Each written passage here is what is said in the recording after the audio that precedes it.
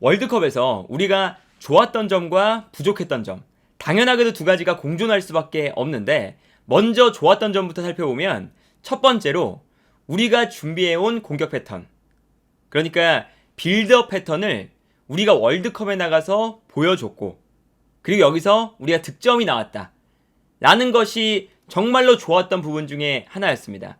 그래서 우리가 득점을 하는 모습들을 보면요, 우리가 준비되었던 패턴들이 많아요. 특히나 가나전에서 첫 번째 득점 장면에서 이강인 선수의 쓰임새가 아주 인상적이었거든요.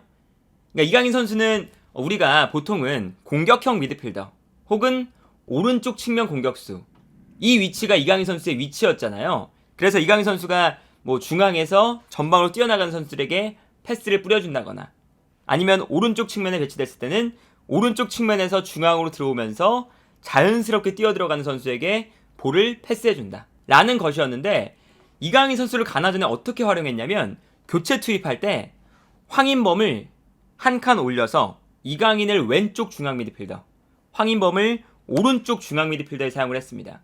그러니까 이강인을 오른쪽 측면 지역, 보통 창의적인 미드필더를 활용할 때 반대발을 주로 활용을 할 때가 많죠. 오른발을 사용하는 선수는 왼쪽에, 왼발을 사용하는 선수는 오른쪽에 배치해서 자연스럽게 중앙으로 볼을 몰고 들어오고 여기서 패스가 나가는 이런 방식으로 사용할 때가 많은데, 벤투 감독은 왼발을 쓰는 이강인을 왼쪽에 배치하는 선택을 했습니다.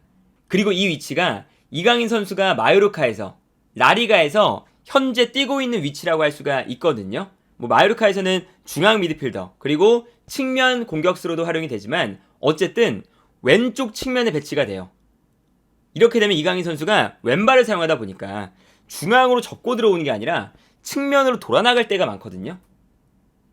그래서 우리가 득점할 때 보면 이강인 선수가 중앙 미드필더 라인에 있다가 측면으로 돌아뛰면서 크로스, 박스 안에 있는 조규성이 헤더, 이 패턴이 나왔었잖아요. 그래서 경기 장면을 보면 이런 장면이었죠. 이강인 선수가 중앙에 있다가 측면으로 압박을 시도하면서 직접 볼을 빼앗아내는 데 성공했고, 볼을 빼앗아낸 이후에 측면으로 볼을 몰고 올라가서 왼발로 중앙에 있는 조규성에게 아주 정확한 크로스, 여기서 이제 득점이 나왔었는데, 이러한 움직임은 라리가에서 이강인 선수가 자주 보여주고 있는 움직임이고, 당연히 우리 대표팀도 이강인을 오른쪽이 아니라 왼쪽에서 썼던 건 이강인의 왼발, 접고 들어오는 게 아니라 측면으로 나가서 크로스, 이것을 노렸던 전술이라고 할 수가 있었습니다. 그렇기 때문에 가나전의 첫 번째 득점도 우리가 준비했던 패턴이었고요. 그리고 두 번째 득점 장면은 김진수의 크로스가 나왔었는데, 이것도 우리가 준비했던 패턴이었습니다. 이건 지난 영상에서도 말씀을 드렸지만, 측면 공격수가 측면으로 움직이면서 김진수가 오버래핑을 하기보다 중앙으로 들어올 때가 많은 선수잖아요. 그러다 보니까 이 특성을 살려서 측면 공격수가 측면으로 움직이면서 상대의 측면 수비수를 끌어내고, 이때 김진수가 중앙으로 들어오면서 상대 측면 수비수의 뒷공간으로 침투해 들어간다. 이 패턴을 우리가 사실 아시아 최종 예선부터 자주 사용했던 패턴이었거든요. 근데 이 패턴으로 득점이 나옵니다.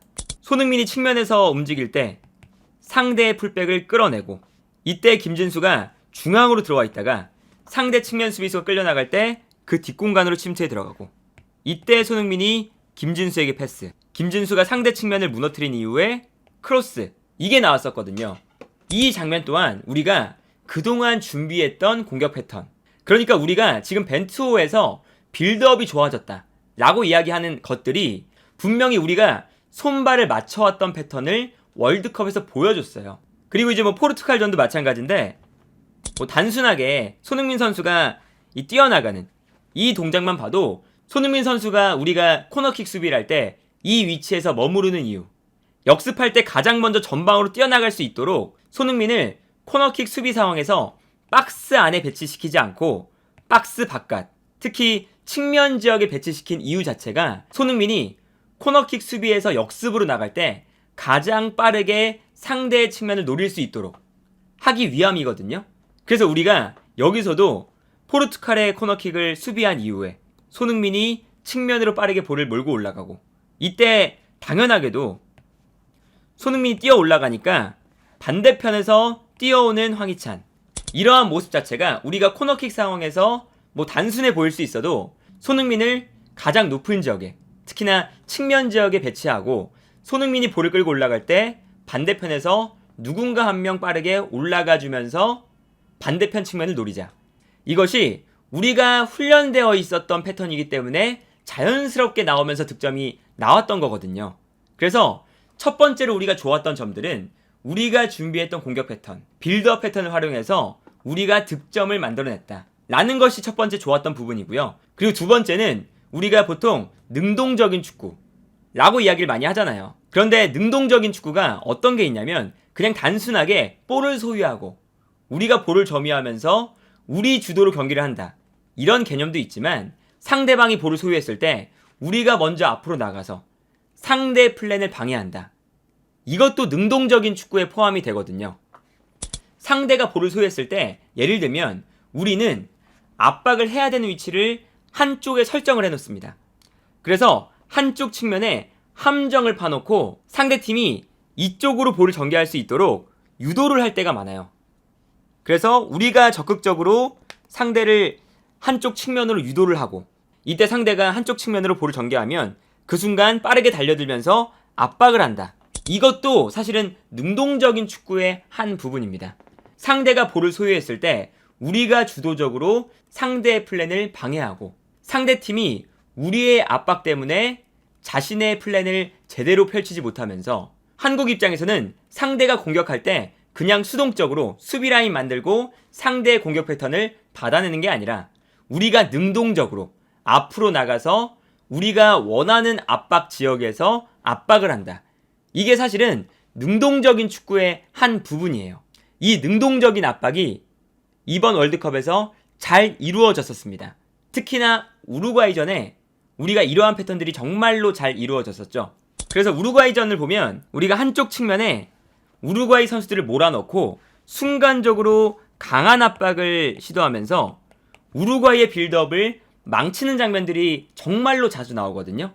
포르투갈전도 마찬가지예요. 포르투갈전도 포르투갈이 빌드업을 시도할 때 우리가 순간적으로 한쪽 측면에서 포르투갈 선수들을 몰아넣고 그리고 여기서 한국이 강한 압박을 펼치다 보니까 포르투갈의 실수가 나오면서 결과적으로는 우리가 한쪽 측면에서 압박을 성공해서 볼을 빼앗는 이런 장면을 볼 수가 있었는데 사실 이것 자체가 그 벤투 감독을 우리가 선임하면서 하나의 목표점으로 삼았던 능동적인 축구, 그 능동적인 부분이 이러한 압박 상황에서도 분명하게 나타났다. 그래서 벤투호가 이번에 주도적인 패턴으로 경기를 운영했다 라는 것이 우리가 맞춰왔던 공격 플랜, 빌드업 패턴을 월드컵에서 보여줬다.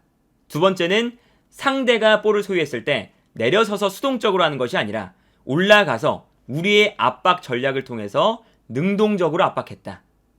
이 두 가지가 너무나 잘 이루어졌기 때문에 벤투 감독을 선임하면서 설정했던 능동적인 축구, 이것이 사실은 매우 성공적으로 발휘가 되었던 월드컵이다 라고 할 수가 있겠고요. 반면에 당연히 보완할 부분들은 있어요. 어떤 게 있냐? 적극적인 압박, 능동적인 압박은 좋으나 압박이 들어갔을 때 압박이 성공하지 못하면 순간적으로 빈 공간이 발생한다. 그리고 이 빈 공간이 꽤나 자주 발생했었다 라는 것이 이제 아쉬운 점들이겠죠. 경기 장면을 보면 특히나 뭐 브라질전에 이러한 장면들이 나왔었는데 브라질전도 보면 우리가 한쪽 측면에서 브라질을 몰아넣고 압박을 하려는 장면들이 자주 나와요. 근데 이 압박 장면에서 브라질은 이 압박을 풀어나옵니다. 그래서 우리가 한쪽 측면에서 분명히 압박을 하고 있었는데 브라질은 이 압박을 편안하게 풀어나올 때가 많았어요. 그리고 이 압박을 풀어나오니까 순간적으로 우리 수비에 공간이 발생하면서 브라질이 편안하게 공격을 전개하는 이런 상황들도 나왔었고, 우루과이전도 아까 보여드렸던 것처럼 우루과이 진영에서 우리가 적극적으로 압박하는, 능동적으로 압박할 때가 많았어요. 근데 이렇게 압박을 하다가 우루과이가 한 번 풀어나왔을 때 순간적으로 우리의 수비 공간은 너무나 넓게 발생합니다. 그래서 이 장면도 압박에 실패하면서 우루과이가 풀어나오면서 너무나 큰 공간들이 발생을 했죠. 그래서 이 장면도 거의 실점에 가까운 장면이 발생하는 장면이었는데, 이런 것처럼 우리가 능동적으로 적극적으로 압박하는 건 좋았으나 분명히 그 압박의 완성도가 엄청난 완성도를 보여준 건 아니었다.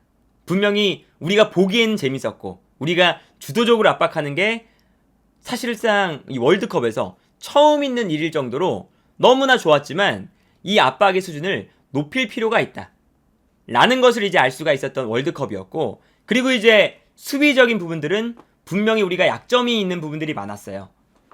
특히 한국이 수비가 무너질 때 보면 수비 라인을 만들 때 중앙 지역에 이제 몰려 있는데 그 순간 측면 공간이 넓게 발생하고 상대팀은 편안하게 후방에서 좌우 측면으로 패스를 뿌려줄 때가 많거든요.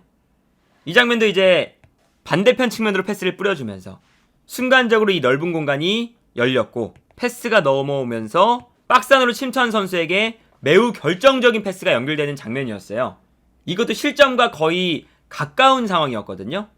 이런 장면도 있었고요. 포르투갈전도 우리가 좁은 수비 라인을 형성하고 있는데 이때 좌우 측면 공간이 열리고 여기서 상대가 후방에서 측면으로 패스를 여유롭게 뿌려줍니다. 그리고 이때 우리가 측면 공간이 무너지면서 너무나 쉽게 실점을 허용하는 이런 장면이 나왔었죠. 그리고 이러한 단점들은 가나전 때도 마찬가지였어요. 가나전 때도 우리가 아주 좁게 모여 있는데 여기서 좌우 측면에 공간이 생기고 이때 상대가 측면으로 패스를 보내주면서 여기서 이제 우리가 실점을 허용하는 장면이었거든요. 그래서 우리가 수비할 때 좁게 서 있는 건 좋으나 좁게 서 있다 보니까 측면 공간이 너무 넓게 발생을 하면서 이 측면 공간에서 우리가 문제가 많이 일어났어요. 그래서 분명히 우리의 수비적인 부분들은 약간 보완이 필요한 부분들이 분명히 있었거든요. 그래서 이런 걸 생각하면 사실 우리도 장점과 단점이 분명하게 공존했던 월드컵이었습니다. 다만 여기서 우리가 이번 월드컵을 성공이라고 부르는 이유는 단순히 16강을 가고 우리가 포르투갈에게 승리를 거두고 그런 것도 있지만 전술적으로도 능동적인 축구, 월드컵에서 우리가 그동안 발맞춰왔던 축구를 보여줬다. 주도적인 축구를 해봤다. 그러한 특징들이 분명하게 나타났던 월드컵이기 때문에 성공적이었다 라고 평가를 하는 거고, 분명히 우리가 보완해야 되는 부분들은 존재했던 월드컵이다. 다만 여기서 우리가 보완해 나가야 되는, 당연하죠. 우리가 월드컵에서 주도하는 축구를 해본 것이 사실상 거의 처음에 가깝기 때문에 보완해야 될 부분이 당연히 있었고 그 보완점들을 다음 월드컵, 그 다음 월드컵에 계속 보완해 나간다면 분명히 능동적인 축구로 경기력도 좋고 경기 결과도 좋고 대회 성적도 좋은 축구를 할 수 있는 가능성을 이번 대회에 발견을 했다 라고 볼 수가 있지 않을까 합니다.